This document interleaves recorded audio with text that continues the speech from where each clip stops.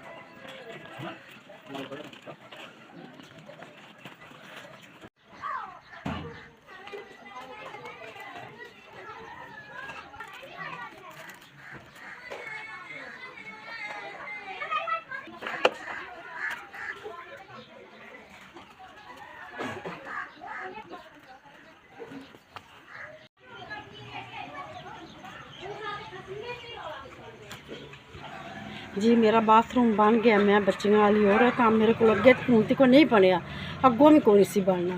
अल्लाह सोहना तुहानू तंदुरुस्ती देवे, अल्लाह सोहना तुहाडे कारोबार च बरकत पाए। मेरा बाथरूम बना दिता जे 60,000 रुपया लगा है, मेरा बाथरूम तैयार हो गया। मेरा बंदा भी बीमार नहीं बन सकता, साडे कोलों अगे बनया भी कोई नहीं तो बनना भी कोई नहीं सी। ते तुहाडियां अल्लाह सोहना तुहानू चोखा देवे ते अल्लाह तंदुरुस्ती दे जिन्हें मेरा बाथरूम बना दिता वे। ते अल्लाह सोहना तुहाडे कारोबार च बरकत पावे। मेरे को बनना कोई नहीं सी ते अगे हुण तक बनया भी कोई नहीं। तो बच्चियां ने चलो उन्हां दी टेंशन खत्म हो गई है मेरे वास्ते, मेरी बड़ी टेंशन सी बसी। अल्लाह सोहना तुहानू जिंदगी दे, जीउंदे रहो, तुहाडे कारोबार च बरकत पावे। अल्लाह तुहानू जिंदगी दे ते तंदुरुस्ती देवे, अल्लाह सोहना तुहानू चोखा दे। ठीक है।